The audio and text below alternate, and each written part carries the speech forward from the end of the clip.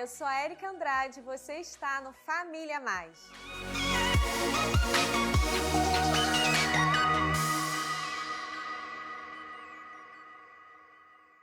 Família Mais está no ar, mês de agosto, mês especial aos pais. E o meu convidado de hoje é o pastor Luizinho, pastor da Igreja Batista Atitude, professor do Seminário Querigma e coordenador do CETIF, Centro de Tratamento Integrado da Família. Ele é casado há 44 anos com a Denise, pai de 3 filhas e avô de 4 netos, com uma palavra especial aos pais e às famílias. Temos também o quadro Dicas Práticas com Leonardo Loureiro. Você já conhece o nosso Instagram? Já sabe o que acontece no nosso ministério? Para ficar ligado de tudo que acontece, é só seguir a gente lá, Ministério da Família IBA. Vamos à reflexão do dia? Amor em ação. Tantas pessoas veem o amor como apenas um sentimento, mas ele é muito mais do que isso. O verdadeiro amor se mostra através das nossas ações. Demonstre amor através das coisas simples, ações cotidianas. Demonstrar amor pode ser tão simples quanto sorrir e dizer olá para uma pessoa na rua, no corredor ou até mesmo no mercado. Escolha demonstrar amor até aqueles que parecem difíceis de amar. Pratique o amor. Seja muito bem-vindo ao Família Mais, o programa para toda a sua família. Hoje estamos inaugurando o mês de agosto, mês dos pais, e o meu convidado é Luiz Carlos Menezes dos Santos, o pastor Luizinho. Seja muito bem-vindo, pastor. Obrigado. Um prazer te ter aqui com a gente. De igual forma mesmo. Pastor, vamos falar um pouquinho aí, né? Como que surgiu, como que foi quando o senhor pensou em ser pastor? Bom, primeiro que eu não pensei em ser pastor. Não? Não pensei mesmo. Aos 11 anos, a minha mãe me chamou e disse que ela tinha prometido a Deus para que eu fosse um pastor. E naquela época eu me lembro que eu conversei com ela e eu disse, a escolha é sua, a escolha não é minha. Então eu pedi a Deus que me colocasse na vida profissional mesmo. Eu me formei em engenharia e prossegui. Só que quando eu consegui um curso, uma pós-graduação e um MBA que eu queria tanto, e de graça ainda por cima, o Senhor me chamou.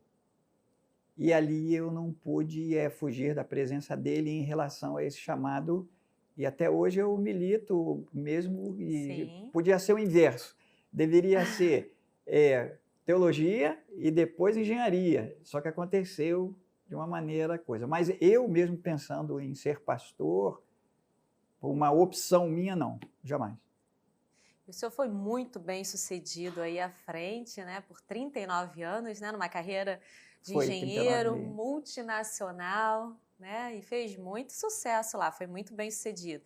E, em paralelo, o senhor conseguiu militar ali sendo pastor também? Sim, eu consegui. Era meio custoso a nível de tempo, digamos assim. Imagino. Mas uma coisa eu digo e com muita firmeza para você, Érica. Quando Deus nos chama, Ele nos direciona e supre. Por que eu estou falando isso? Eu viajava muito devido ao meu trabalho, mas nunca faltou um sermão, nunca faltou uma visita, e sempre quando havia uma programação especial na igreja, eu descia no aeroporto, já ia direto para a igreja e ali eu fazia tudo que tinha que ser feito. E às noites eu preparava os sermões, os estudos, dormia pouquíssimo. Hoje eu paro para pensar como que aconteceu isso, e a única resposta que eu tenho é que Deus controlou, Deus direcionou e Deus proporcionou tudo isso no tempo que é dele, como a palavra de Deus sempre nos orienta. Sim. E eu consegui militar nas duas áreas, tanto na área profissional como também na área pastoral. Eu posso dizer que em nenhuma das áreas eu deixei, né? As coisas não ficaram aquém. Ficaram sempre, como a Bíblia também diz, na medida do dom de Deus. Amém. Por isso foi tão bem sucedido. Amém. Tá aí o segredo, né?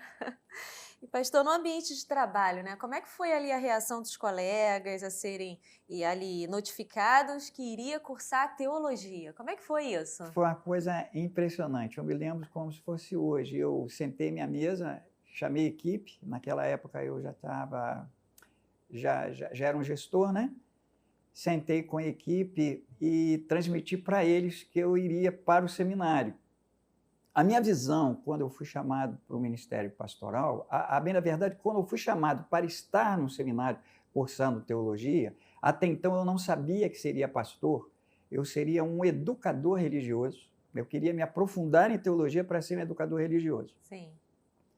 Quando eu comuniquei ao pessoal na reunião, eram umas 9h30 da manhã, o Marcos, amigão meu mesmo da equipe, que já nos conhecíamos há bastante tempo, ele virou e falou assim: você é maluco, porque você vai ter que abandonar tudo. E tudo isso que nós temos aqui, que inclusive o local, se você me permite, eu até falo que também foi coisa de providência de Deus, o local onde nós começamos a trabalhar junto, ele falou: tudo isso que foi construído aqui, Luizinho, vai acabar. Aí eu olhei para ele e falei assim: não, não acaba. Sempre há alguém para ser substituído. E aquele local também foi uma coisa de Deus especificamente. Eu pedi a Deus que me desse um local tipo um laboratório, né? E ali era uma sala como se você estivesse na NASA. Era uma coisa impressionante, porque era um aquário gigante de vidro, né? Com piso elevado, branquinho, tudo branquinho, com monitores de TV em volta da sala todinha. Então, um lugar muito especial, porque nós estávamos ali implantando a tecnologia digital no Rio de Janeiro e depois estendendo isso para o Brasil. E ali, todas as novas tecnologias, como telefonia celular, o 0800, né, que a gente conhece tanto, o 0800, as centrais digitais, todas foram colocadas naquele ambiente, né? Foi por isso que o Marcos falou: saiu, vai acabar, né? Porque na época eu era o único gerenciando a área. E eram quantas pessoas debaixo do senhor? Éramos 15, comigo 16, Sim. mais a secretária, eram 17 pessoas. O senhor gerenciava todos eles, né? O diferencial ali, se é que eu posso dizer isso, é que aquele núcleo gerenciava o Rio de Janeiro todo, tanto o interior como capital, né? Entendi. Esse era o diferencial. Mas Deus providenciou, nos mantivemos ali até a privatização das telecomunicações. Entendi. Né? E houve retaliação de algum colega? O Marcos ficou Não, preocupado só ali, que né? o Marcos exteriorizou a preocupação. Sim. Eu acho que foi mais pela amizade. Mas a diretoria, em nenhum momento, muito pelo contrário, né? O diretor, na época, ele só me chamou e falou assim: é isso mesmo? Eu falei: sim, é isso mesmo.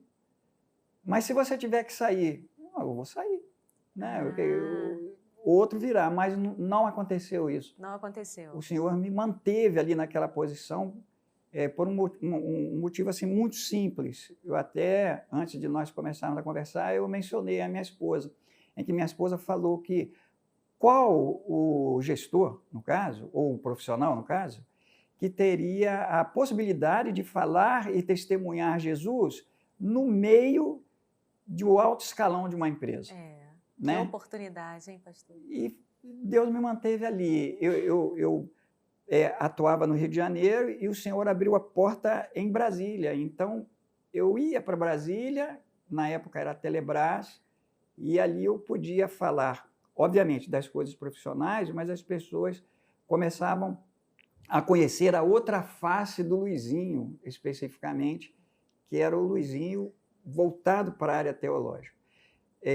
Só um instantinho só, né? Porque eu disse que eu ingressei no seminário no intuito de ser um educador. Sim.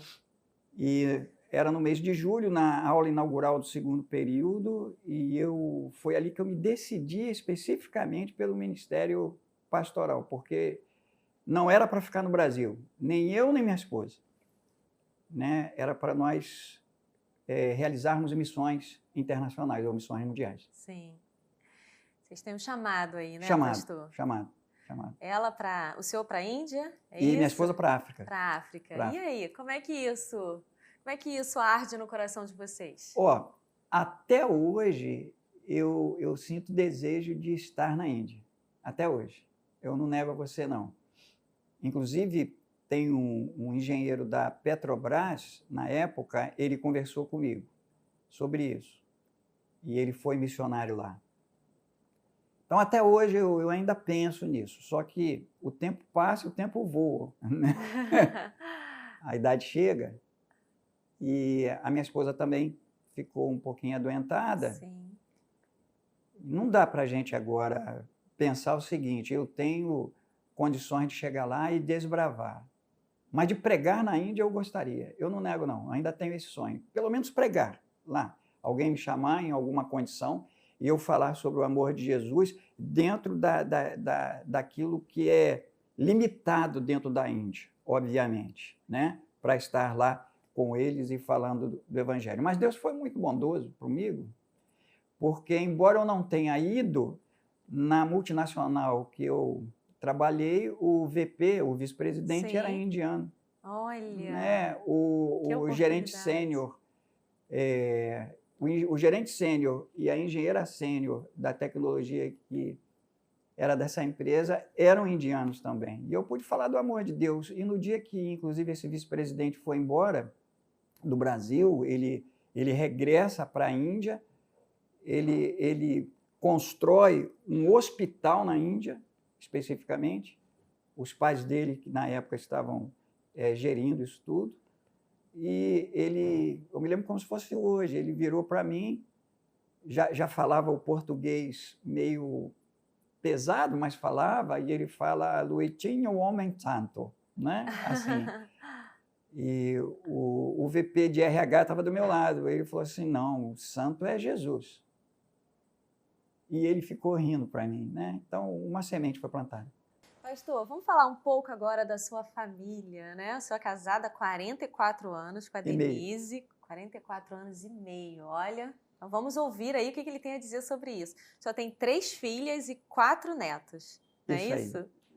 E como é que foi a reação da esposa, da família, quando o senhor falou assim, vou ingressar no seminário de teologia, com uma carreira tão promissora, tão bem-sucedida? Isso é muito interessante, porque, em primeiro lugar, é o seguinte, eu fui chamado para o seminário, fui chamado para exercer uma função.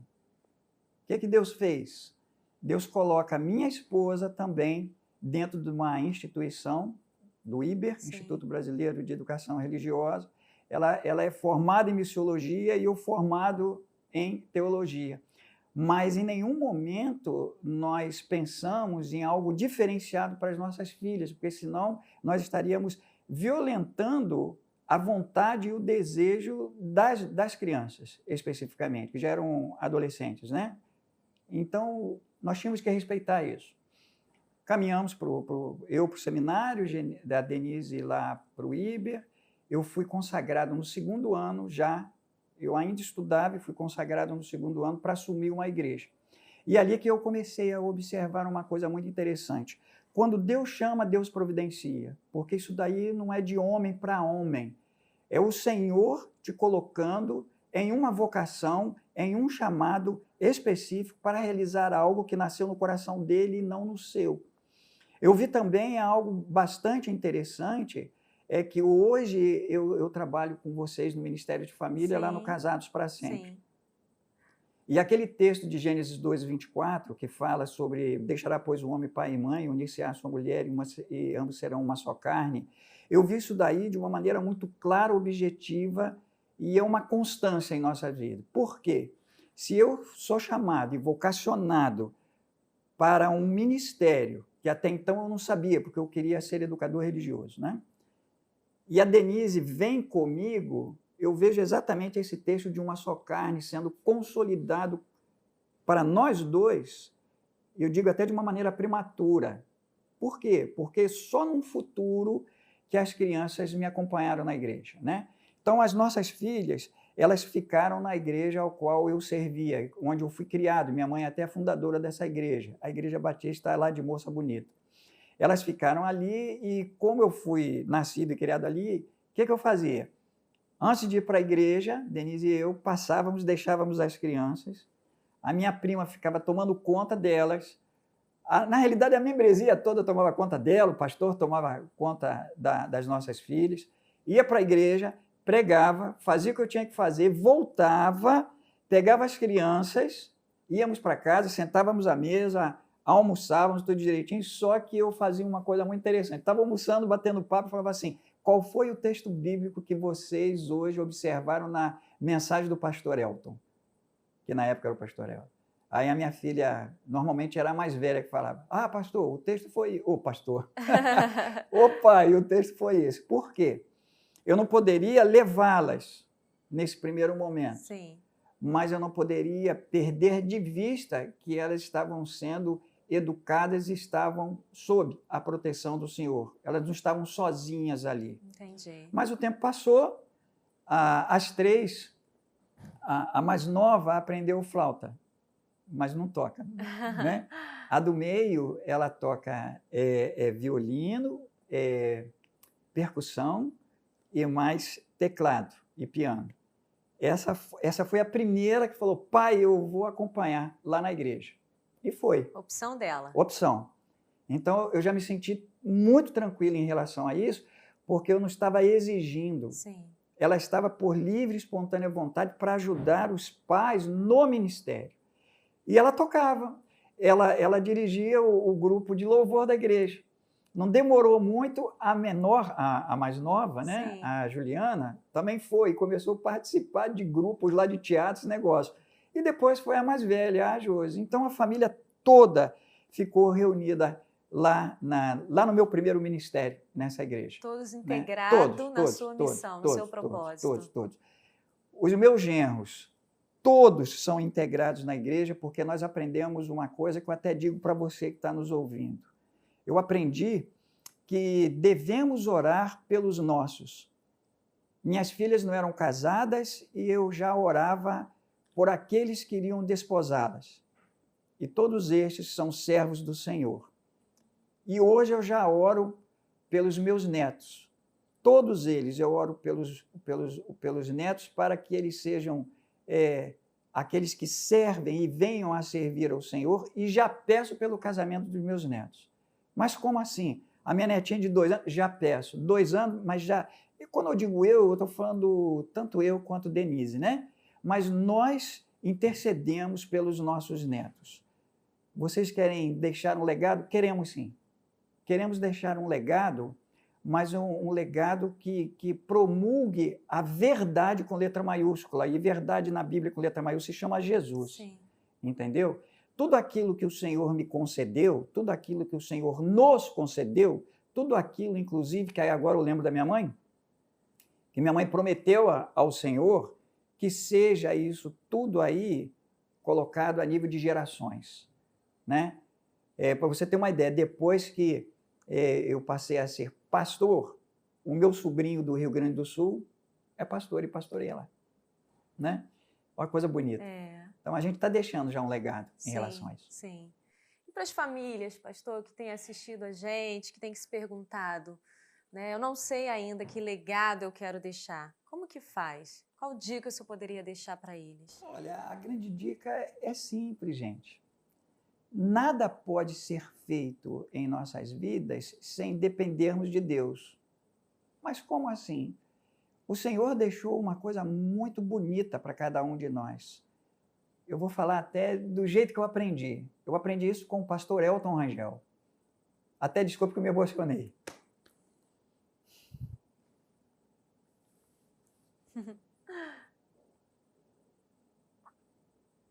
Que lindo, pastor. Joelho no chão e boca no pó. É só isso. Se você se coloca na presença de Deus com humildade e pedindo que Ele direcione a sua vida, e pedindo que Ele abra a sua mente, que abra as suas emoções, o Senhor vai dar sempre a resposta certa. A palavra de Deus no texto até que eu coloquei de Gênesis 2:24, quando fala uma só carne, essa uma só carne é corpo, alma e espírito. E nós precisamos entender isso. Se nós nos colocamos por inteiro diante do Pai, diante do Senhor, diante do Altíssimo, diante de Deus, Ele age nessas 3 características. E Ele nos direciona. Só isso que eu digo. Não precisa de coisas mirabolantes e misteriosas. Coloque-se diante do Senhor e nunca deixe de orar. Essa que é a verdade. principalmente os casados. A oração é a mola mestra para que os casamentos continuem, se firmem, e as verdades são reveladas quando nós nos colocamos no Senhor.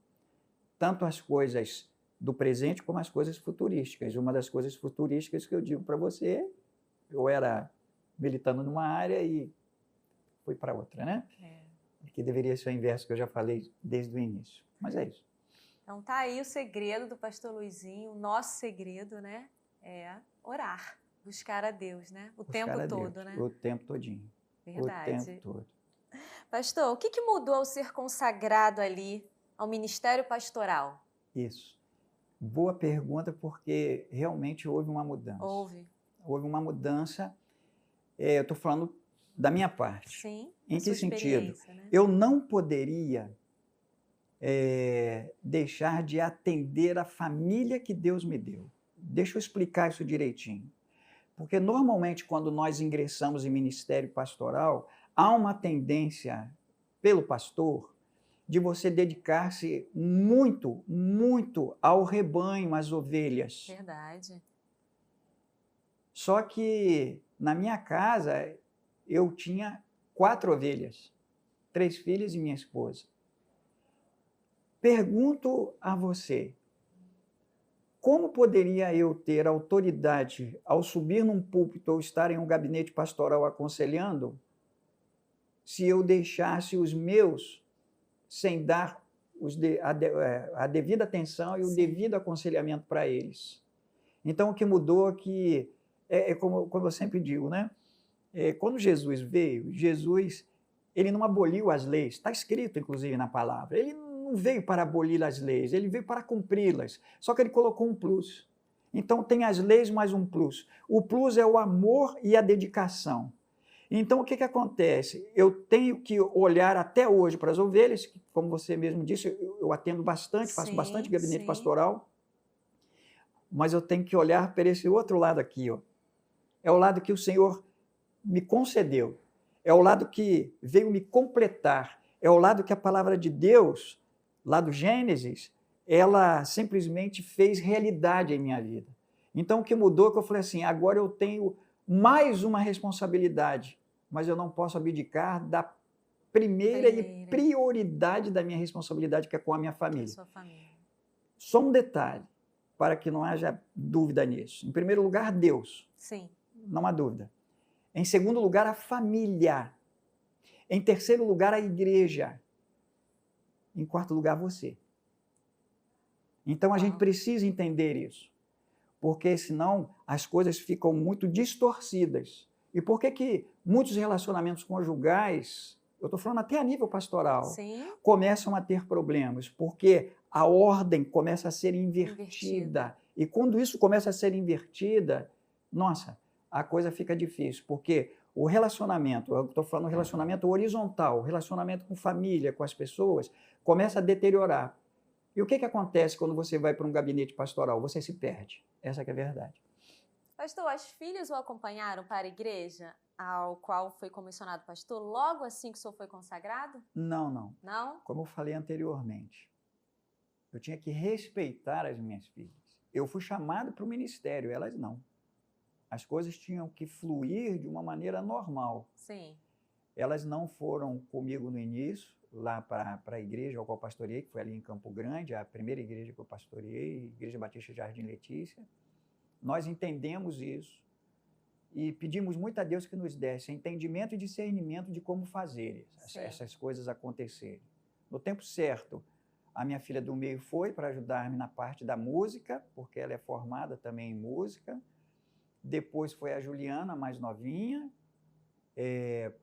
ingressou lá na parte teatral da igreja, esse negócio, e por fim a Josi, que é a mais velha. Então a família toda já estava reunida ali na igreja ao qual eu pastoreei no primeiro momento.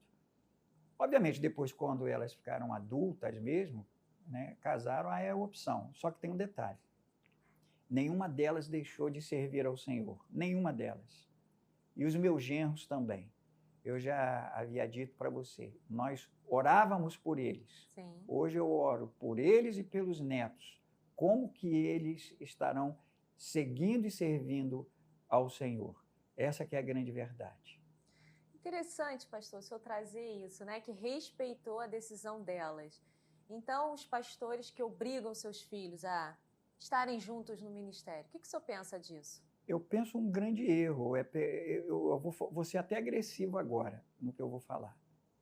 Como pode você estar orientando ovelhas em relação, por exemplo, unidade familiar, como também, por exemplo, que nós não temos que despertar a ira dos nossos filhos, Sim. e eu impor uma coisa como essa?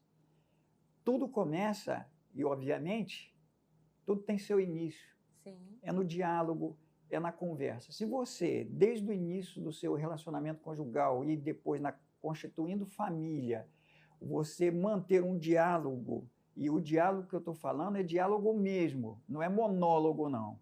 É você falando, as crianças ouvindo, as crianças falando e você ouvindo. E você depositando confiança, porque você tem que confiar naquilo que você ensina. Sim. Se você pede a Deus que o oriente, que você segue o que a palavra está nos dizendo, você tem que confiar nisso. Porque aí as crianças, elas passam a ler e a entender o que está escrito e olham para os pais e o respeitam também. Essa que é a grande verdade. E no momento que há um respeito de forma recíproca, por que exigência? Por que o mandar? Por que você exigir que você me acompanhe em algo que ela não quer? Vamos pensar uma coisa? Vamos. Adolescente. Você já viu algum adolescente e você fala para ele assim, amanhã nós vamos nos mudar. Estou falando coisa corriqueira, bairro. Vamos nos mudar desse bairro para outro. Qual é a primeira coisa que o adolescente vai falar para você? Vou deixar os meus amigos, vou deixar os meus costumes. Verdade. Então você tem que começar a planejar as coisas e falar as coisas, sempre sabendo que haverá uma estrada para o amanhã. Eu aprendi uma coisa muito interessante. Qual é o mundo? Agora eu que pergunto a você. Qual é o mundo que você deseja, que você quer, aliás, deixar para a sua filha? Eu vou responder para você. O mundo que nós deixaremos para os nossos filhos são os filhos que nós deixaremos para o mundo. Verdade. Se eles forem bem direcionados, porque a palavra ensina o menino. Se eles forem respeitados, é esse o mundo de amanhã. Não vai ser um mundo de brigas, um mundo de conflitos, mas um mundo de entendimento e reflexão. Eu vou falar uma coisa aqui que veio muito em minha mente, é um provérbio russo que tem. E por que eu vou falar? Eu já vou justificar já isso também para você. Se os seus olhos estão voltados para as coisas do passado, arranque-os. Por que eu falei esse provérbio aqui? Se nós vivermos com aquela visão de orientação familiar, mandatório, de exigência, sem conversa, sem reflexão, sem instrução e sem orientação, arranque-os. Porque o tempo mudou, nós temos que nos adequar, mas, no entanto, a base não pode ser mudada, que é respeitabilidade, comunicação e, como cristãos, dependências do Senhor, para tudo ser consumido, né? Uau! Olha aí quantos ensinamentos e orientações vindo de Deus para a sua vida e para a sua família. Pastor, eu quero convidar agora para a gente assistir juntos o quadro Dicas Práticas. Vamos lá? Bom. Vamos sim.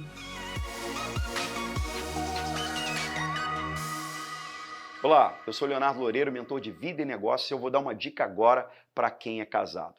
E essa dica é uma frase de um dos meus mentores que diz assim: faça o que você fez no início do seu relacionamento e ele nunca se acabará. Sabe por que seu relacionamento talvez esteja vivendo uma dor muito grande?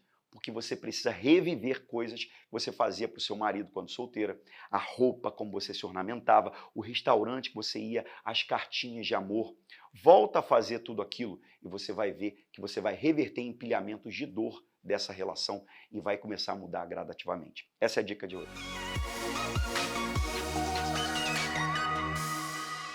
E aí, pastor, o que o senhor achou da dica do Leonardo Loureiro? O senhor consegue colocar isso em prática depois de 44 anos de casados? Dica, então, para mim, só tem que colocar Só em tem. prática.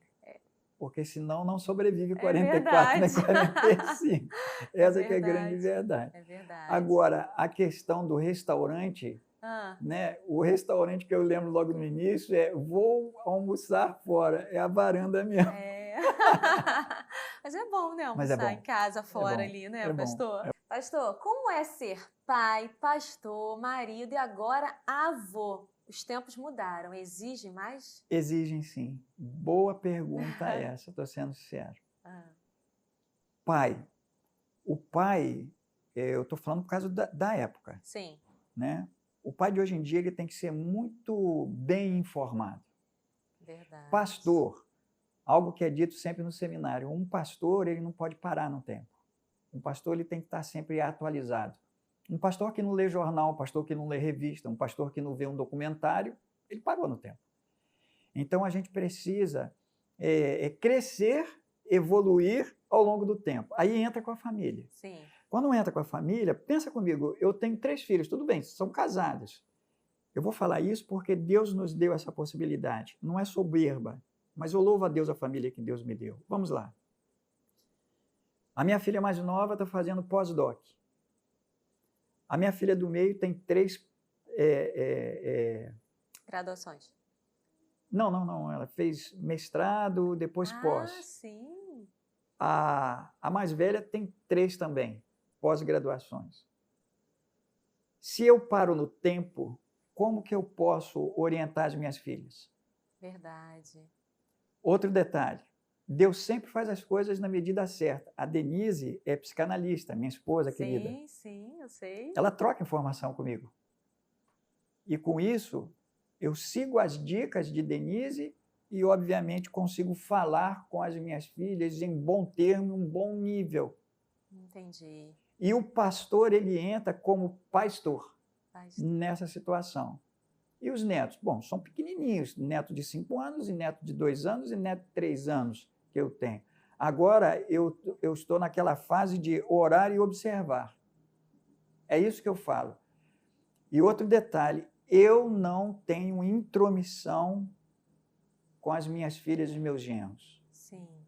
O senhor sabe? Eu os deixo. Sabe o lugar deles e o seu lugar. Sei. E deixo bem claro isso. Sim. Se vem me pedir alguma coisa, quando eu digo me pedir, é pedir a mim e a minha esposa. Sim. Aí nós falamos. Caso contrário, só ficamos observando. Agora, quando existem exageros, aí não precisa dizer, né? A gente chega e atua. Entendi. Direitinho. Nossa, hein? Que aprendizado eu tive agora. Ou seja, a gente tem que ficar em constante evolução, aprendendo, né? Verdade, senão a gente fica para trás. Sim. Sacerdócio de pai e de mãe nunca deixa de existir. Nunca. Tem que exercer sempre, não importa a idade, é isso? Com certeza. Que responsabilidade para você que é pai, mãe, com certeza. Né? E vamos lá, pastor, eu sei que o senhor aconselha muitos casais, eu mesma indiquei alguns para o senhor, né? Muitas famílias. E aí, como que o senhor lida com os aconselhamentos pastorais, esposa e família? Porque a gente sabe que os tempos atuais estão exigindo mais tempo em gabinete, são mais desafios que as famílias têm encontrado. Como lidar com isso? Boa. Primeiro é regra. Desde o início do ministério pastoral, que a Denise sabe que aquilo que eu converso em gabinete pastoral, isso daí não pode ser divulgado, uma questão de ética. Sim, sigilo, né, pastor? Sigilo total. Então, um dia disseram para mim que a carreira em que você é mais solitário, solo, é a carreira de pastor. E é uma pura verdade. Você chora sozinho. Você se entristece sozinho. Só que em casa tem alguém te esperando. Então a regra tem que ser colocada. Sim. Primeiro, do sigilo já sabe, quando a gente chega. Em segundo lugar, né? Quando a minha esposa me vê chegando em casa, ainda não falei do tempo que você mencionou na pergunta, mas quando minha esposa nota que eu chego em casa calado e sento logo, ela tem que me deixar quieto, porque eu estou sofrendo ali. E aí eu justifico, inclusive na atualidade. Esse período pandêmico foi um período, obviamente, que eu atendi muito online. Sim. Então, tinha que me trancar no escritório ali o tempo todo, Sim. que não quer dizer que eu não ficasse triste. Voltamos ao atendimento presencial. E o que tem muito me chocado é que os relacionamentos conjugais degradaram quase que a 100%. É verdade, pastor. Então, o gabinete que, por exemplo, você atendia, um exemplo, a 50 minutos, você leva 2 horas. 2 horas e meia, dependendo do caso. Mas não é tempo demais? Olha só. Se você ama as pessoas e foi chamado para ajudá-las, você vai marcar tempo para uma pessoa que está chorando e te procurando e dizendo que você pode lhe dar alguma resposta por uma situação, é altamente incoerente você falar assim, 30 minutos já está na hora de ir embora, 40 minutos está na hora de ir embora. Ou você atende ou você não atende. Vou traduzir mais isso. Ou você é ou você não é pastor, minha filha. Entendi. Ou você ajuda ou você não ajuda. Isso tudo você tem que colocar a nível de família como regras para entender. Agora, não pode ser uma constância, isso é óbvio, né? Sim. Não pode ser uma constância. Eu gosto muito de uma coisa aí daquele pastor, meu pai, esqueci o nome dele, que todo mundo ria a beça com ele. Como é que é o nome dele Cláudio mesmo? Duarte. Cláudio Duarte. Eu gosto quando ele diz que nós, os esposos, eu estou falando de esposo, não estou falando pastor, esposo de uma maneira geral, da caixinha do nada. É verdade. A caixinha o homem do nada. precisa da A caixa caixinha do do nada. nada, ela é maravilhosa. A única coisa que me abençoa na net é que tem um monte de canal, então eu posso exercitar a caixinha do nada. Mais nada, é isso aí. Entendi. Então, olha aí, você esposa, é importante que você saiba que seu marido precisa de um tempo, ele precisa de ficar ali na caixinha do nada, né, pastor? Tem que respeitar esse tempo. Tem que respeitar. Muito bom. Pastor, atualmente, né, como que o senhor se vê ministerialmente? Seria um pastor? Pastor. Adorei Sim, isso. Pastor. O senhor já era um pastor, né? Para quem te conhece, como eu e o Douglas, o senhor sempre foi um pastor. Eu me vejo muito assim, olha só. Vou justificar isso daí, né? Pensando bem. A Bíblia disse que há tempo para tudo. Eu estou com 67 anos. Eu não posso olhar, por exemplo, para o Douglas e achar que eu vou ser igual o Douglas. Então há tempo para tudo. E nesse tempo para tudo, você tem que se reinventar até ministerialmente. Como? O joelho no chão. Para onde eu vou?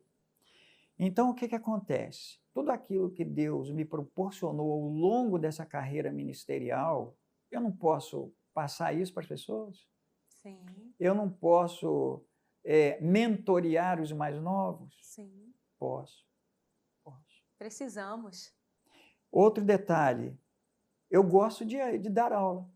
Hoje eu sou professor de seminário. Verdade. Então, o que acontece? Hoje eu me vejo como um pastor, porque eu tenho estado muito mais tempo em gabinete pastoral, e também mentoreando. Mentoreando no sentido de seminário. Sim. Com os pastores, obviamente, aqueles que me procuram, porque eu não posso me intrometer na vida de ninguém. Mas aqueles que me perguntam alguma coisa e eu, tendo condição de passar, porque eu também não vou inventar a terceira roda da bicicleta.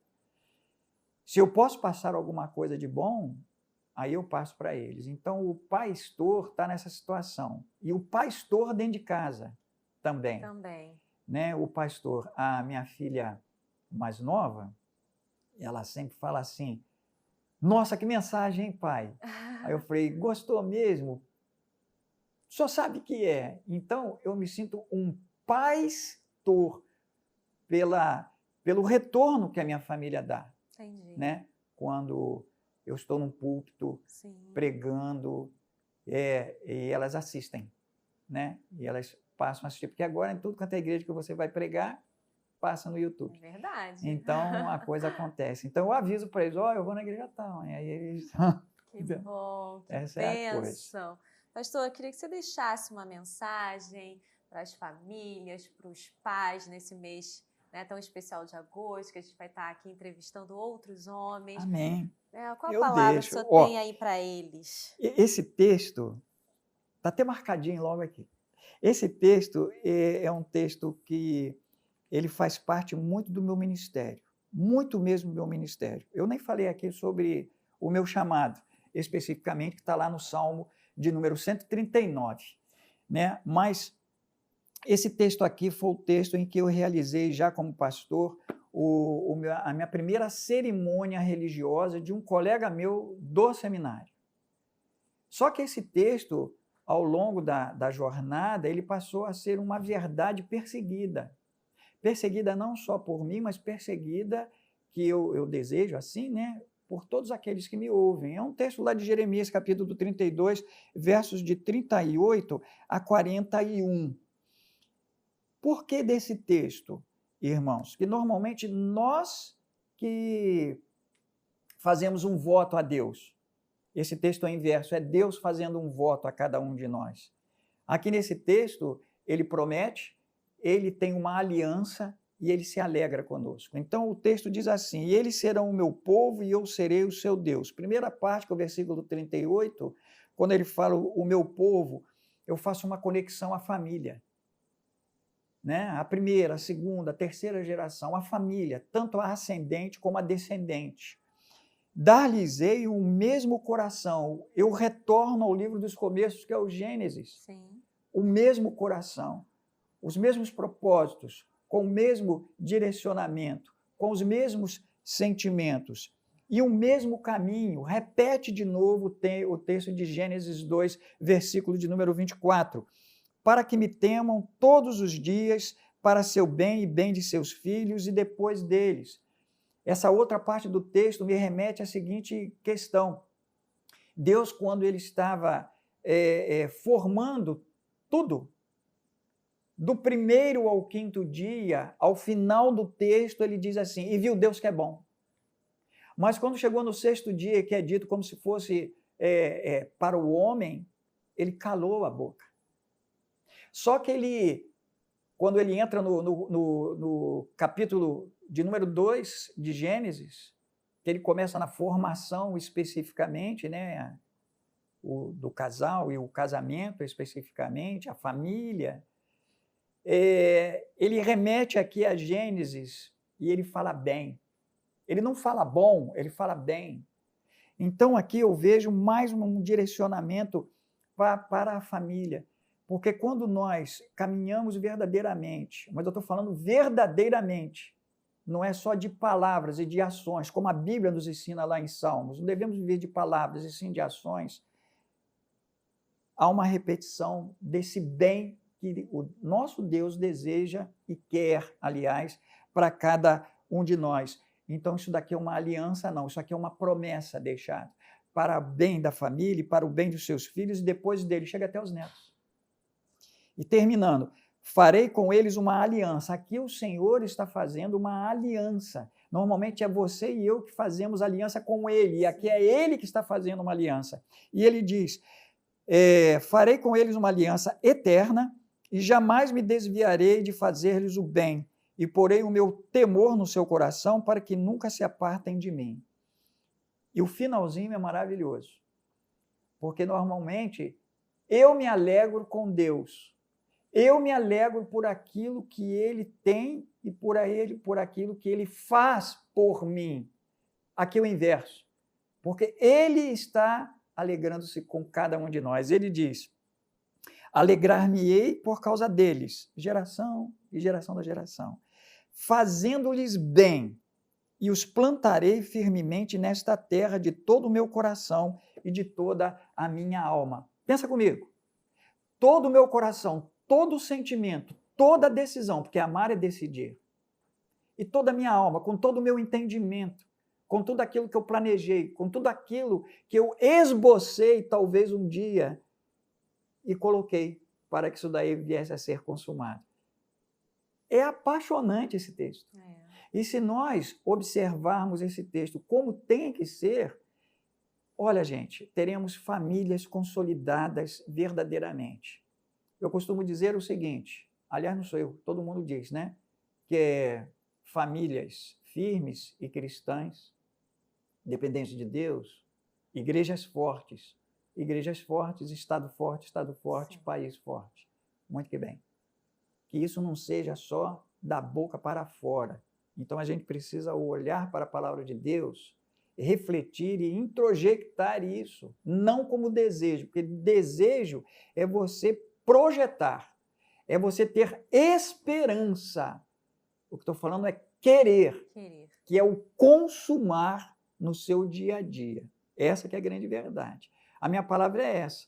Se você é pastor, seja um pastor, dentro das áreas limítrofes, obviamente. Se você não é pastor, mas também pastor, que a sua família seja sempre exemplo. Porque o exemplo tem que ser de dentro para fora. Sim. Mas que a palavra possa surtir grandes efeitos no seu dia a dia e nas coisas que você tem que colocar, né? E a última mensagem é o seguinte: família é muito importante, gente. Como família é importante. E eu louvo a Deus a família que Deus me deu. Essa que é a verdade. Eu falava com a Érica aqui, né? Eu gosto de falar isso. Eu não tenho criação carioca, tenho criação mineira. Eu aprendi muito com meu pai a cuidar, lidar, amar, ouvir, sorrir, chorar e às vezes sofrer com a família. Obrigado. Uau, que lindo, que programa, que mensagem. Tenho certeza que você foi abençoado através da vida do pastor Luizinho. Muito obrigada, Amém. pastor. Obrigado a você. Nós estamos toda sexta-feira, às 21h30, pela Atitudes TV e também pela Bem Mais TV. Quero pedir que você compartilhe e envie esse programa para todos os seus amigos, as suas famílias. Com certeza eles serão abençoados. Pastor, muito obrigada pela sua presença. A vocês mais é uma um vez. Privilégio estar sempre na sua presença. Como a gente aprende contigo. Que o Senhor abençoe Pai. a sua vida e da sua família poderosamente. Amém, filho. Obrigado a vocês também. Valeu demais. Esse foi o nosso programa de abertura do Mês dos Pais. Seja muito abençoado. Até o próximo programa e até lá.